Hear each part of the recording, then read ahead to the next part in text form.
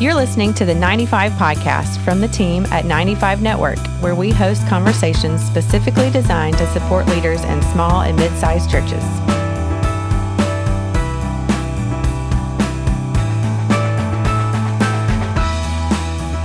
Hey, everybody. Welcome to the 95 Podcast. I'm Carolee Culpepper, and I'm here with Dale Sellers, our Executive Director. How are you today, Dale? Doing wonderful. I'm very excited about the new year and the things that are happening, the things that God's doing, the people we're connecting with. Our team is growing, and the impact of 95 Network is increasing. And we recently talked to Mark Harris, and he kind of wrapped up his podcast by saying that we need to have hope going into the new year. Yeah. And I actually do. I have a lot of hope for the church. It's been a rough 2 years. It's been a difficult season. In fact, that's kind of a lead into the person we have on today. We've got Jeanette Yates back with us, who works with the ministry called Texan Church. And I think the reason this is significant is I think Jeanette might have been the very first, or at least one of the very first people we talked to when the pandemic first hit. And I would imagine, I haven't gone back and listened to it, but if you go back and listen to that podcast, I imagine most of what we talked about wasn't true or didn't work out what we thought it was going to. It did not come to pass. Had some different expectations, right? And so, Jeanette, welcome to the 95 Podcast again. You're one of our repeat customers, and that's pretty cool. Thank you. It's a pleasure to be back, and it's nice to meet Carolee, because you had a co-host back in the day, so it's nice. Yeah, well, new stuff. We're really excited about you and your ministry and what you're doing. We had mentioned to you before we began, we had a strategic planning retreat a few weeks ago, and one of the things that came out of that was that really trying to help churches. We're trying to get them to embrace technology anyway. And again, we focus mostly on small and mid-sized churches. And one of our guys was just like, man, we got to get them to start texting. They got to text. And I'm like, hey, you know what? I've got a friend that knows all about that. And so today, before we kind of dive into what Texan Church is all about, tell us your story. Just let us know, who is this Jeanette Yates? Well, I am an enigma wrapped into a conundrum. I don't know. But anyway, whatever. I am a wife and mother and a caregiver for my mom, who is disabled. And I started my career as a high school English teacher. And then after we started having children, I stayed home, and then eventually started being a fitness instructor. So I did a little fitness instructing. And then Dale, you know all about that, right? Right. And then several years ago, I was doing all the, I was on the children's committee at church and doing all that, in the Bible studies. So I was a, frequent flyer at the church. So I was around all the time. And so when my friend, who was the communications director at our church, was going to have a baby, she's like, hey, can you just fill in? I know you can write. Like, at the time I had a fitness blog and I was writing all the time. Okay. I actually had a fitness ministry, so I was doing that. And so she was like, I know you can write, so I just need you to fill in for me. Long story short, that went from a temporary part-time job to basically, well, it was a full-time job. They still considered me part-time, but y'all know how that is. That's the way it works in church. And I was like, oh, okay. And so I had to learn how to do a website, how to do email marketing, and then like social media, like kind of like it was around, but like not really a thing. What is the time zone? What's the time you're talking about here? What, the decade? Like or 2009 to 2000. Yeah, okay. It was around that time. And so like, especially churches, like certainly social media around, churches weren't like all up in social media. So like, as that started to develop, I had to learn that. So I was just like a self-taught communications director. And then I ended up working with other churches in my area and just really developing a love for communications. And especially, I love that 95 Network works with smaller churches, because, some people in my field, in this field of church communications, they're really good at like, breaking the mold and the most innovative thing ever. And my favorite thing to do is go into a church that's literally like, well, I guess we have to start sending an email now.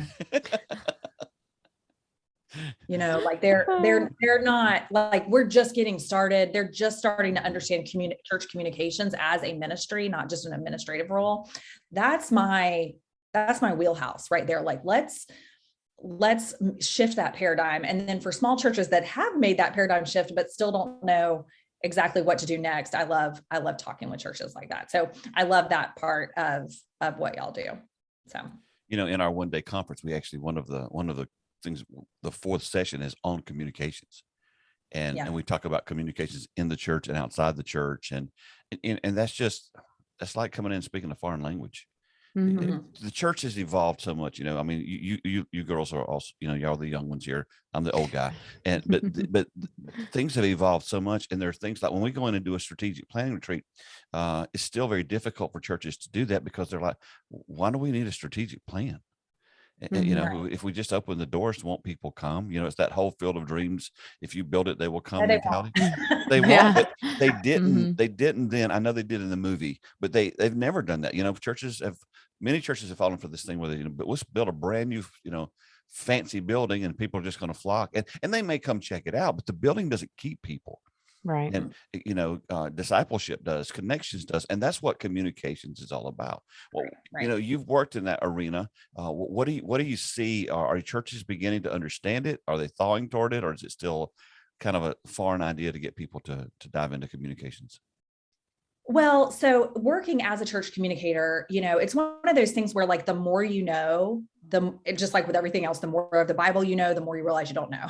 Yeah. The more about, like the more you crave more knowledge. So that's what happens in church communications too. I think, like, the first time you learn something, you're like, this is awesome. I want to learn more about this. And then the more you learn, the more you realize either you're not doing or there's more to learn. And sometimes that can be sometimes that can be exciting for people that love to learn. Other times people, and Dale, I think you and I were kind of talking about this a little bit before we hit record, but like, sometimes people just want to throw up their hands and like, that's too much. I don't even know. Yeah. And so one of the things that happened, and I didn't even tell you the fun story about how I got to where I am now, which is actually, I'm not working in my church, but I work for the company Texan Church, which we are a company, but of course we also see what we do as a way to help ministry. So in a sense, we are that ministry, but Texan Church is a company and one of the things that we saw, speaking of back when I was on before, when the pandemic hit, and this didn't happen just with texting, but we certainly saw it on our side, but churches that had been hesitant to do live streaming, had been hesitant to try technology of texting, or hesitant to get on Facebook, or hesitant, they said, you know what, we don't have a choice. The gospel is going to be preached, and this is how we're going to do it. Like, this is the only way it can happen. Therefore, that's what we're going to do. And so it kind of forced the issue. And so I think there has been, like, where the paradigm shift was happening pretty slowly, but moving, we had kind of a bigger push, and that was exciting. But then now we have all these pastors that are like, now they know all this stuff needs to be done, the power of using some of these technology tools for ministry, and still kind of feel overwhelmed by it. So part of what I do at my role in Texan Church is help educate and encourage. My official title is community manager, but I like to just say that, like, I'm your biggest cheerleader. As part of the Texan Church community, like, I'm going to make sure that you feel like, yes, you can do this. And yes, it's important. And yes, this is something that's going to help your ministry, not hurt it. And so I think, that big shift, like that, the shift happened a lot faster once the pandemic hit, and people were forced to kind of break through some of those barriers that they had, limiting beliefs, if you will. Yeah. I actually wrote an article a few weeks ago called 7 years and 7 weeks. And basically, I think what happened to us, we had been having these conversations with churches before the pandemic, about updating, using tech. And you know how it is when there's no pressure to change, you even if someone's telling you something you should do, there's no urgency.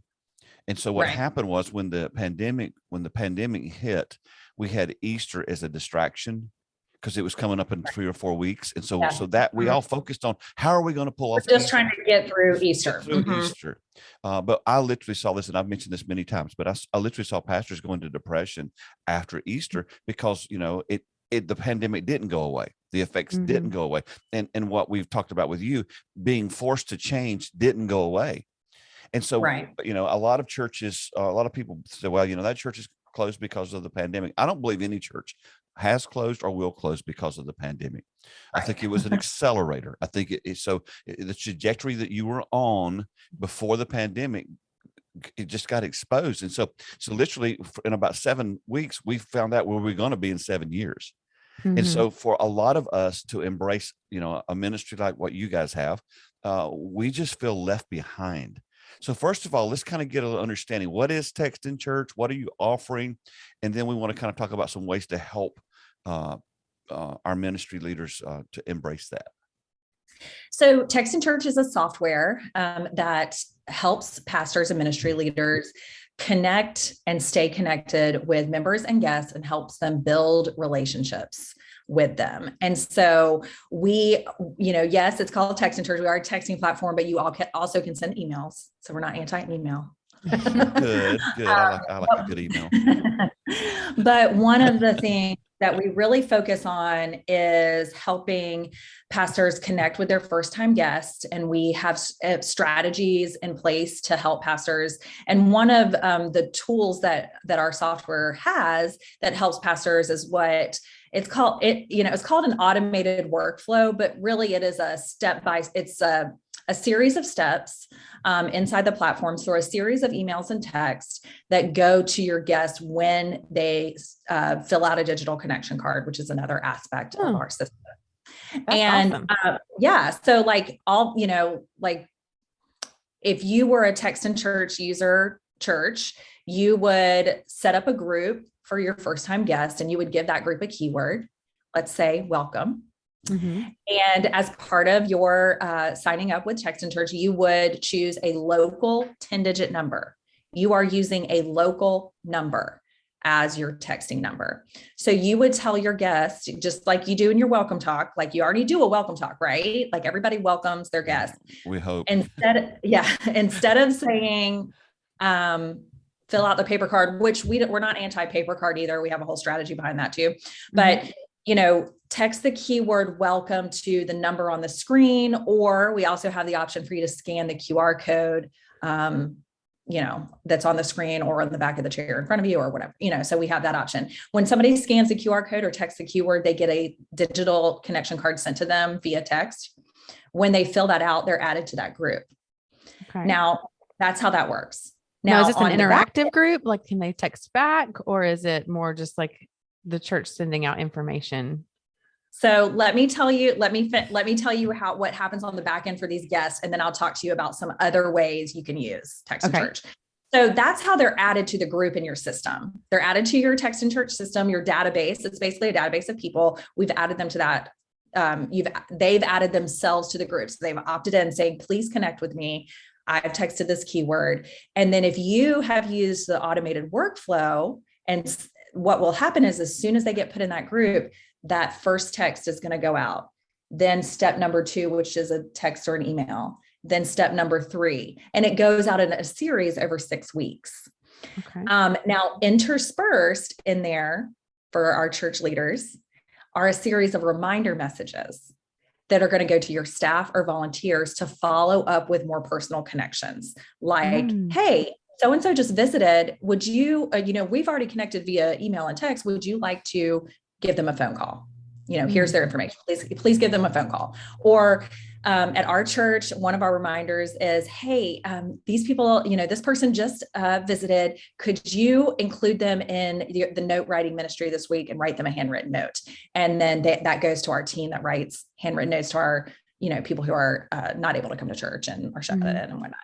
So that series goes through. And so we have a whole, if you want me to go into why it's 6 weeks and all that, I can, but that's in general how that works. And what this does for pastors is it's not replacing your personal follow-up. Mm-hmm. What it's doing is making sure that no one falls through the cracks. And I actually, I do live calls with members once a week where we do training and strategize. And I had a pastor come, and he was a lot like the pastors, you all that are listening today. He was the only one on staff. Yeah. Mm-hmm. Yeah. He did not have a large budget, but he said, and he wanted to make those phone calls. He wanted to invite somebody to go to coffee. He wanted to do all that. And he said, most weeks I can do that.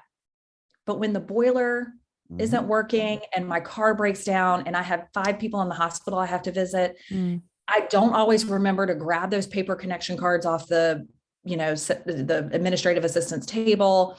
And I might forget, who have I called? Who have I not called? What Texan Church does is step in and say, even if you're busy and you don't get to make that personal phone call, that person that visited is still getting connected with your church through the text and the emails. That, yes, we have a workflow template for you, but you go customize those. So we're not telling you what to say. You are writing what you want to write. And then that way, if something happens and you can't make that phone call, if you can't do that handwritten note, they're still getting connected with. And then, of course, in your email inbox, it's still going to be those reminders that have said, hey, call Dale. Hey, call Carolee. Hey, call Jeanette. And then that way, when you do get to it, it's there and have I done this? Have I not done it? I would imagine that most pastors don't do 6 weeks worth of follow-up. I don't think they have especially the guys and gals that we work with, they don't have the capacity for that. So talk about you'd spend your whole week. Yeah. Talk about the 6 week thing that you said you might talk about if we ask you to. So 6 weeks sounds like a long time. And when we ask pastors, what they do now, it's typically like, well, we'll send a welcome letter or, give them a gift that has a gift card to Starbucks or something. And, that makes them feel welcome. If they feel welcome, they'll come back.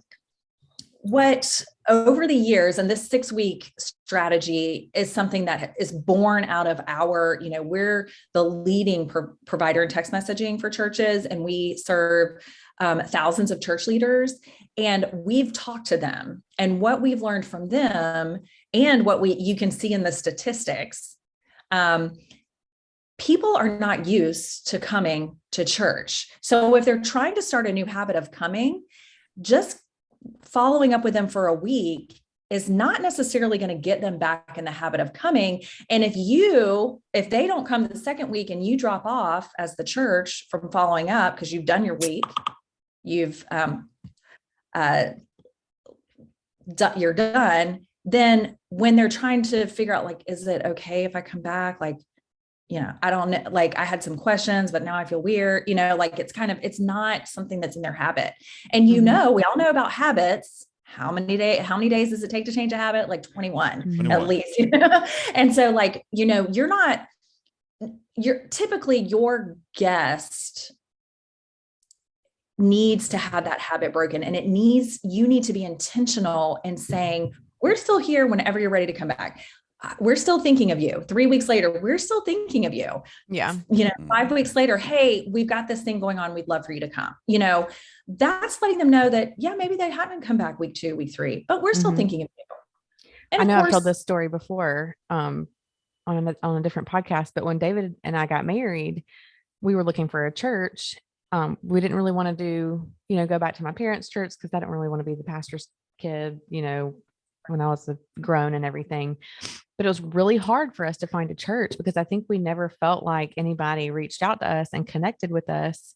And we could have done a lot of that work too, but most people are not going to, Right. And I think with a lot of the churches that we visited, we just kind of felt like an outsider, like nobody really spoke to us. Right. Definitely nobody followed up. And it was really easy for us just to kind of fade into the background and then quit going because there was no accountability there, whatsoever, until we found our church that we go to now. And people did actually, reach out and make sure that we were coming. So I think this is such a great tool, because if we had had something like that, maybe things would have been a little bit different. Well, the reality is y'all ended up where you are because they did exactly what Jeanette's talking about. That's right. That's exactly right. They may not have done Texan church, but they did. Right. They had a systematic follow-up. They followed up. There was people, everywhere connecting. For so long, churches didn't even, basically, you know how it was, Jeanette. Hey, if you're a visitor, fill out the card and drop it in the plate. That's the way, that's all we did. If you're in the South, that connection card had 47, 11. Yeah, boy, that was it. But so we thought we made a great shift. Some of the things that we asked churches to do is do a first-time guest reception. so that after the service, they can come and meet the staff, meet the pastor, and get connected at a higher level. But for so many churches, as you were talking, I'm thinking for a lot of churches, it's like, okay, hey, it's good to have you, Jeanette. Here's your mug with the name of the church on it, and that's it. We feel like we did our job. We did our job, Nobody wants a church mug with your name on it. when they're brand new, yes. Swag is great for members and people who are serving, but the person just visiting may not want. You mean they don't want a 95 Network shirt? I mean, everybody wants one of those, obviously. But to really get back to your question, like, is this a group text, like that kind of thing? What happens when someone gives the church the permission to communicate with them using that 10-digit local number that Texan Church uses, that you choose? That is a number that you can start a conversation and continue a conversation on back and forth. Okay, so you can reply back. Yes. And so that's, in the workflow, there's going to be, and you can change it if you want, but the way, the template includes like, how can we pray for you today? Or do you have any questions about the service? Or, do you have any feedback for us? And then it solicits a response in which you can then respond back and start a conversation. Okay. So that is part of the beauty of what, we are trying to do. We want you to connect with your community. This is one of our things. We want you to connect with your community and build better relationships. And we believe that starts through communication. And so we have that as part of I think a good thing too is a text message is very low stakes. You know what I mean? Like if I was visiting a church and I got a text message, I would be probably more apt to respond to that. And maybe this is just my generation, but I would be more apt to respond to that than I would to answer a phone call and talk for 20 minutes. Oh, let's talk about your generation. If I call you today and you won't answer the phone, but I can text you. Right, I don't love to talk on the phone. Yeah. And it's like, it blows my mind and it irritates me. Of course, I'm an old man. I call my kids, I call my friends. They never answered the phone, but I literally can text them right after I called and they answered it or answered the text. I'm going, what up with that? But there's a shift that's happened. And the thing that I'm sitting there thinking about was, we are trying our best to equip pastors to connect with new people, to connect with the community. And this process you have, this 6-week process, you've created all the templates. So all we do is just customize it with our own specific flavor of how we communicate. But I tell churches, I'm like, listen, you got us through that. Is that what I want to know? Do you coach us through that? Yeah. So you can set up your account in under 15 minutes. Like we make it as easy as possible. That's one of the things, that's one of the tenets of the Texan Church team as well, is like all the stuff, all the features we add or all the features we, put in there. If it's too hard for you to use, we're not going to put it in until we can figure out how to make it easy for you to use. You see what I'm saying? Yeah. So we want to make it easy. And we have a whole team of member success and member experience team people that are ready to train you. And we have live training sessions and we have a on-demand video academy that you can just log into and do the lessons whenever you want. So we try to make there as, do you want to read a blog post about how to do it? We've got that too. Do you want to talk to a live person? We've got that too. Do you want to do it on your own time at 9 p.m. at night? Instructional videos. Yeah, we've got plenty of videos. Okay. Our help center, I tell that I do a live training with members, a couple times a week. And what I tell them, I'm like, hey guys, I've been using Texan Church for 5 years and I work there and I still love the help center because, Texan Church can do a lot more than just guest follow-up, which we can get into too. Yes. And sometimes I'm like, oh, I haven't done that in a while. Let me go refresh my memory, and it's there. And every time something is added and et cetera, they make sure to update that. And our help center, that's, we got that going on, but also our support team, you can reach directly from the platform. So you're in there and you're doing something. You're like, got a question. You just do there's a little pop-up. You can see who's there and ask your question. That's so cool. So you're making it as easy as possible. Yeah, we're trying to make what I was thinking too. I think these days, like outsourcing some of the stuff that you're not an expert at is such a good idea. I mean, if, I know that budget and stuff can create some complication, but our pastors you guys are looking keep up for with plug all and of play stuff, they're looking for things that again, they're overwhelmed, and you've already addressed this, Jeanette, but we have so many pastors that they already have so much other stuff they have to do. But the reality is this: we're not going to connect with Carol Lee's generation and the one behind there if we don't follow up, and she's a great, she's already shared that testimony that, she'd go, and it's kind of like, it's amazing how new people can come and fall through the cracks and we don't even know it, because again, most of our churches are very insider focused anyway. So this is a very helpful tool, very helpful to. Well, and I just wanted to clarify too, like I said, you can set your account up in 15 minutes. You can also set up that first time guest group and add that workflow in less than 10 minutes. Now, customizing that workflow, if it's just you, the pastor that's having to like go in and decide what to say, that takes you less time than if you have to have a committee meeting on it. Right. So, but in theory, you could have the world into the committee. Like we're recording this on a Thursday, you could have that ready to roll by Sunday. Right. Now, let's say even that is like, like, I believe whoever you are, if you're even struggling to have listened to this podcast today, because that's how technologically disinclined you are. I get it. What I'm telling you is I believe that you can set up this, use this strategy using Texan Church. I believe that you can do it. I'm here to help you, those kind of things. But let's just say you literally have no more bandwidth. You're tired just thinking about it. We also have a way for you to let our team do it for you. Oh, you got to dive into that. You got to dive into that. We won't answer the messages back. Like we won't answer the text messages back to you. But as far as like setting up that workflow, we can do that for you. We can set up that group and set up that workflow for you. So that's like something that you would add on as part of your account, but you could do that. Like we do have that available. We believe that churches can do it by themselves and we try to make that possible, but we know life gets busy. A lot of pastors are already, they're questioning everything. They're questioning a lot. Yeah. And something I wanted to touch on really quick was how I think technology sometimes is intimidating because it's constantly changing. And, if somebody already doesn't even know how to log onto a Facebook account, then, how are they going to know how to do this stuff? And I think what's nice is that your team does all of that work and they keep up with what's current and what's new. And so pastors and their teams don't have to do that. They can just say, I trust you. You're doing all of that work for me. So that's really nice. I think you just hit a nerve by the response I saw.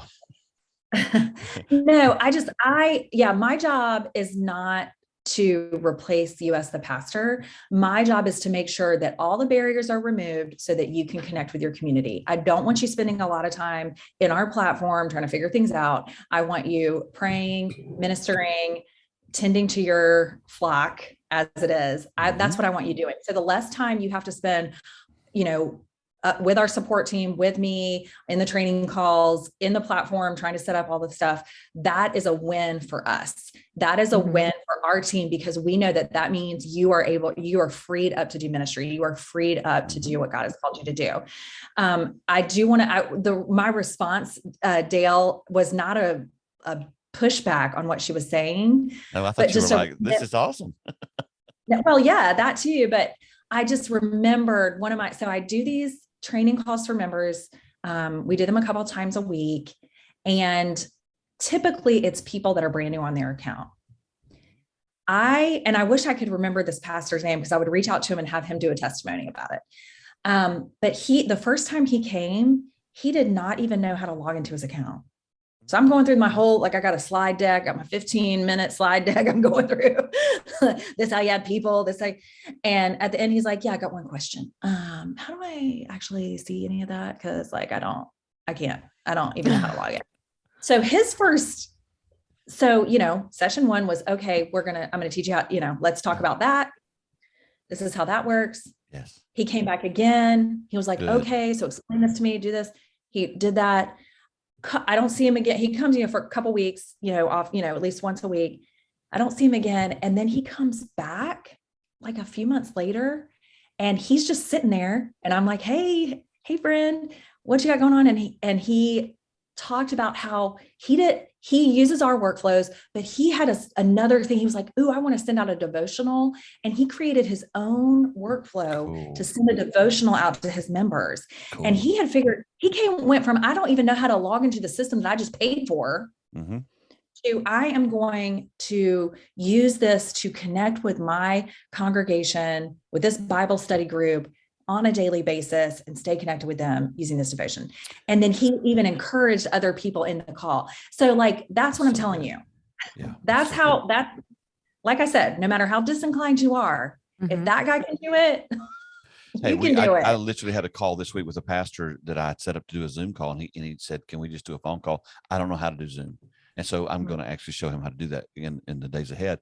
But what I wanted to say is we use a CRM program here called HubSpot. Unbelievably complex. You do, because everybody can tell you're wired like you are, but I'm wired like I am. Very complex. And it's very complex. And we probably use 1/10 of it's what we believe at this point. But here's the thing: the reason I want to point that out, it costs us a lot of money.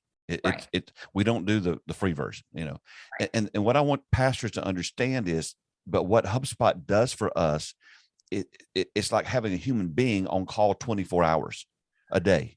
And what it does, and it captures new contacts and all this kind of stuff. And so the shift that we need to make is not either or, but both and. We can use technology and lift our load. And then when you have a company like Texan Church, it's already created all of the stuff for you. Why would you not use that to connect with people? It's a great opportunity to do that. And even as you said, that pastor himself is like, wow, I don't know how to log on. And now I'm customizing it. That's a great testimony. Yeah. Yeah. And we love hearing stories like that from our members, that they, every tool can be used. Text can be annoying. I was going to ask you that question. Social media pushback? From people going, hey, wait a minute, I don't want any more text. Right. Text can be annoying. Social media can be divisive. Emails can be spammy, blah, blah, blah, blah, blah. Right. But as Christians, I think we can use those things for good. We just have to be intentional about it. And so now sometimes when people come, so I also do demos, which I'm going to invite your audience to a demo where people aren't members yet. They just want to check things out. They want to see what it's like. So I do it. And so I get that a lot of times, like, I hate text. I cannot. And I say, do you hate receiving texts from your children or grandchildren? Do you hate receiving, like, can they send you too many texts? Really? Like maybe a family group text? The family group text. My 4-year-old granddaughter sends us texts every now and then. We always know it's her because all she does is send emojis. Yeah. So she calls them pumpkins. Yeah. So you love getting texts from whom you want to connect with, who you want to build a relationship with. You get annoyed by the texts that are trying to sell you something, that are trying to, get you to spend money, that are trying to, these days I get some crazy spammy ones that I don't know what they're trying to get me to do. That is spam. What we're talking about is you texting people that have said to you, yes, let's start a conversation. And it's up to you. It's not the text that's spammy. It's what you decide to put in it. And that's a hard trick. I mean, that's a hard, pastor, if you're sending out nothing but your giving link, then maybe people might think it's spam. If you're texting them every day when they didn't sign up for you to text them every day, then that can be considered spam. But that's on you as the pastor, as the ministry leader, to say, I asked these people to sign up. What did they sign up for? Did they sign up to know what the Wednesday night dinner was? Because in the South, that's what they signed up for. They want to work. Amen, sister. Barbecue. Right. That's right. Well, yeah, and that's always the answer, obviously. But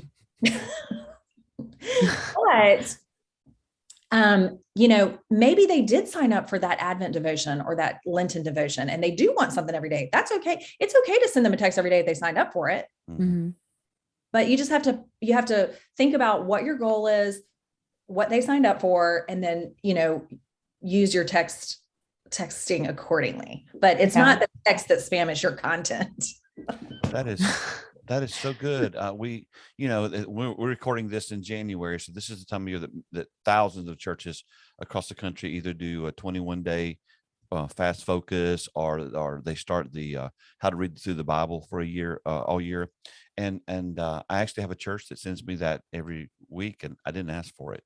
Right. And it's like, well, I don't want to be irritated because but it's just like, I'm not diving into it because I didn't ask for it. And so what you're saying is this all begins with that first contact where they've actually asked to connect, and then we have this avenue to help follow through. Yeah. So like with let's say that guest texts in and they get put in that 6-week guest follow-up, and they get those, I think it's a total of maybe five texts, 4 emails, and then the rest are going to be reminders to you. Mm-hmm. So it's not a tremendous amount over that 6 weeks. And then they're done with that workflow. Like they're done. They've gone through it. Well, you don't automatically just dump them into your member list, member group. You decide, like, there's a decision that has to be made there. There's a connection. Like, do you want to be taken off of our list? Would you like me to just keep you in a group so that I can text you about Christmas and Easter? Like there's some kind of conversation, but that's what a lot of churches do, that sometimes where you're signing up for something specific, like, oh, I want to get updates on this missionary. And then they end up going in, and whether it's our platform or another's, and just like selecting all, select all the groups. And it's like, no, that group didn't sign up to get we need volunteers ASAP. Email or text. So, that's something to consider too. But yeah, like, it sounds like that's what, like, Dale, it sounds like you signed up for, something else, or you just wanted to be on their general email list. And then I didn't sign up for anything. I just got put on it. Well, then, that's a legal issue there, that's a whole nother thing. Yeah. What kind of responses do you see from guests when they text back? So I know you're not as much of a part of the responses, but what are people interested in the most? I do talk to members that are, church leaders that are using this for guest follow-up. And, we hear stories of people who, like, especially like when everything went live, online for a while and then back to in person, like there were some people that said, they texted the keyword and they've, only been watching online, or maybe they haven't, but then when they had something horrible happen in their life, we were the ones they reached out to. They texted us to pray for them. So that's a lot of times what happens, especially with those online guests. You don't know, like it takes longer sometimes than 6 weeks to connect, but then you're in their phone and they know that number has been texting me and connecting with me. So they have an avenue for connection. If they have an avenue, if they don't have any, that's where they're going to go, because you're the only consistent.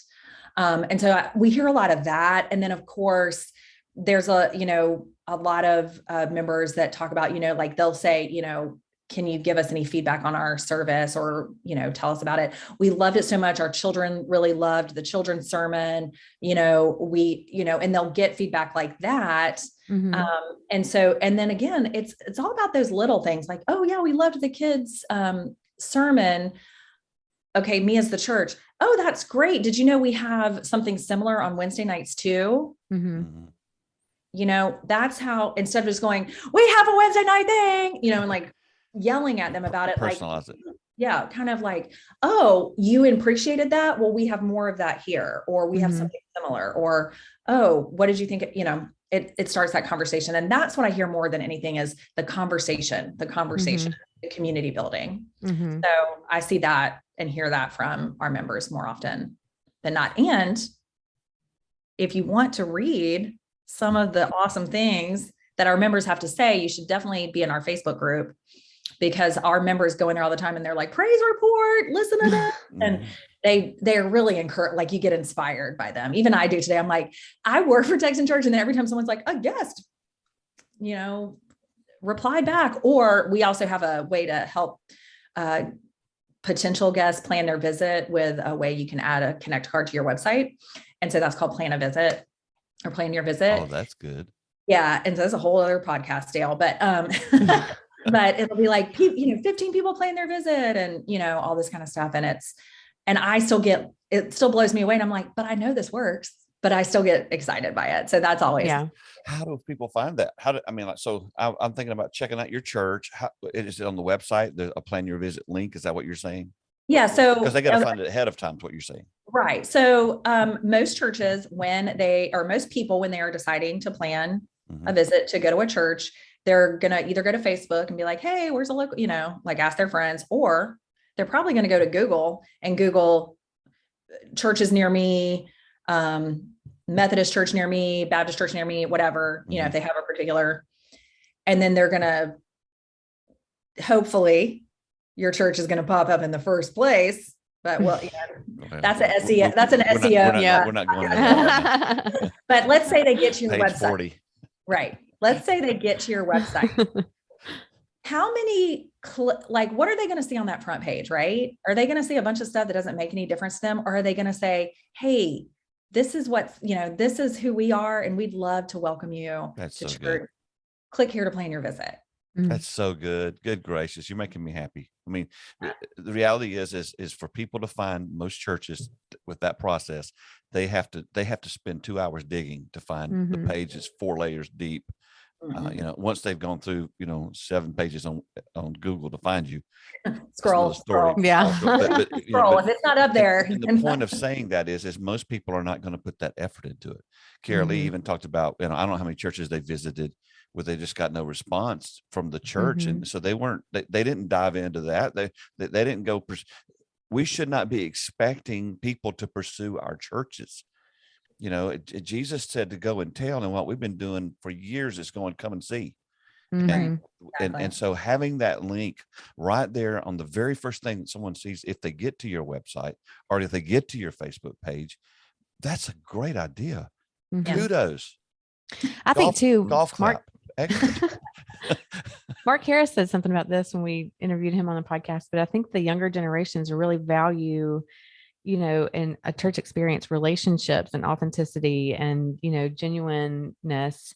And I know that like a text message doesn't seem personal, but it's like we were talking about, it creates the avenue to connect with somebody personal.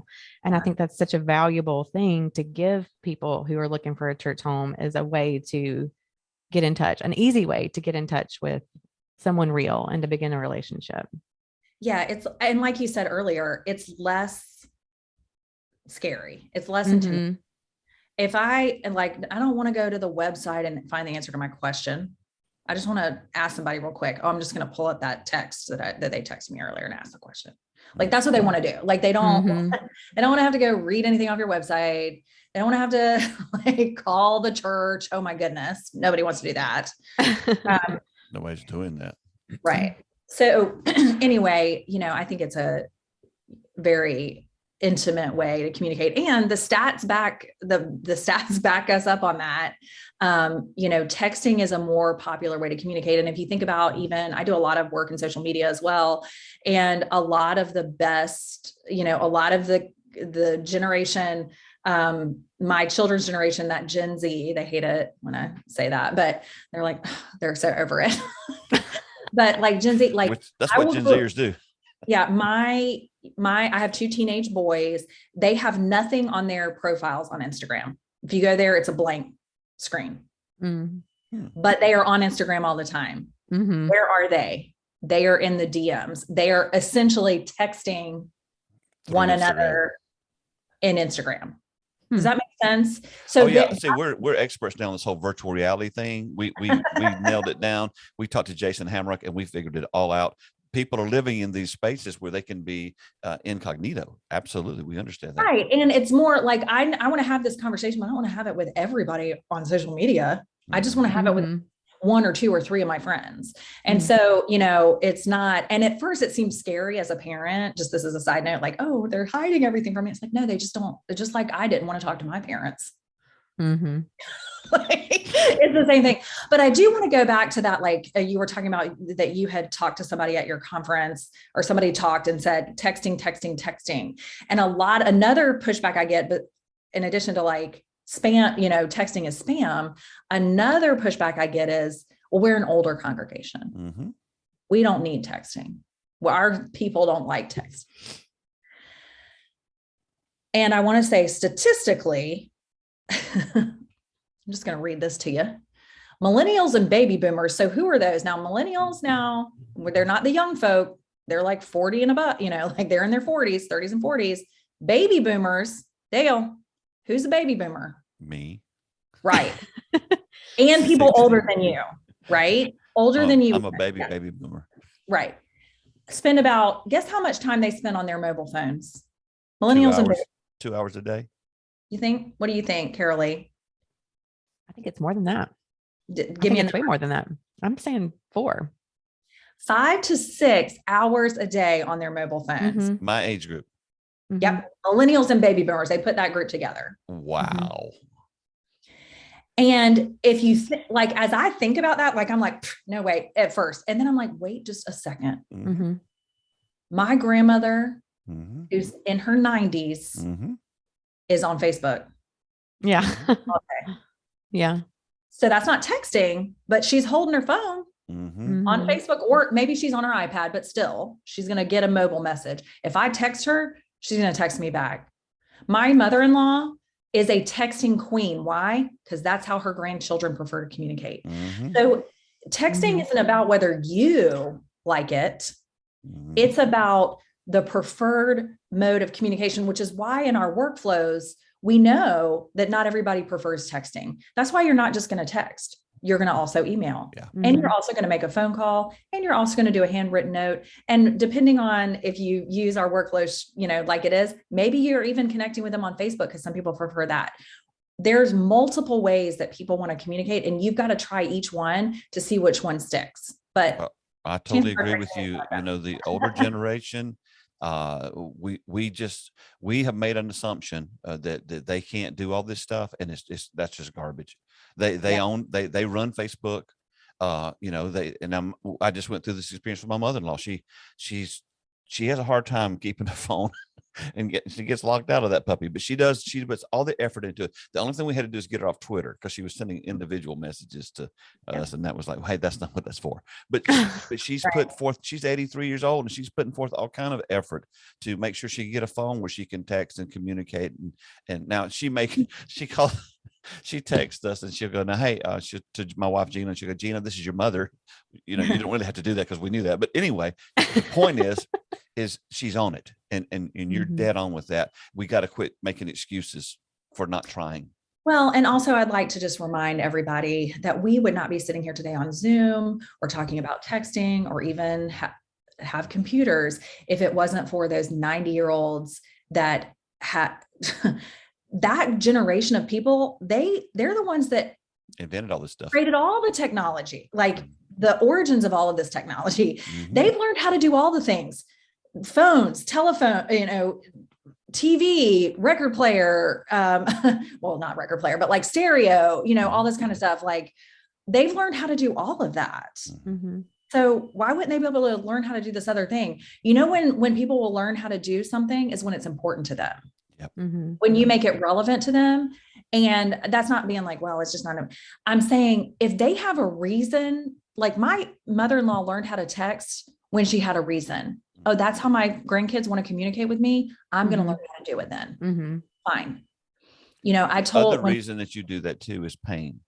Yeah. Pain points will make you change. And the backside of this, or not the backside, this pandemic has created tremendous pain points in the church, because in the reality of society is this: our stadiums are full, the malls are full, concerts are full, everything else is full, but our churches.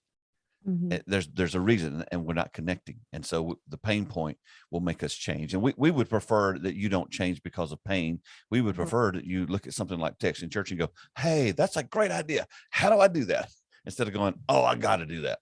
This is an opportunity to connect with people, especially new people, in a very simple way. Yeah. Well, I just want to invite everyone to come and, join me for one of my demos. I'll give you the link so that you can give them the right way. And I'll also share, we have all that stuff, all that strategy that I talked about, that 6-week guest follow-up. I'm going to give you a link so that they can download that whole guest follow-up system. Like, they can download that whole plan and look at it. It's not something that we're trying to hide. Now, we tell you, this is the email you need to send. This is the text you need to send. This is a reminder you need to set up. and, Texan Church can do all that for you. But of course, if you want to try to do it on your own, we give you the plan. So I can give you that ultimate guest follow-up plan. I can help you connect with me to learn more about Texan Church. But, whether you're a member or not, or whether you are even thinking about being a member of, Texan Church, I invite you to be a member of our Texan Church Facebook group, Texan Church Community Facebook group. I'll make sure you have that too.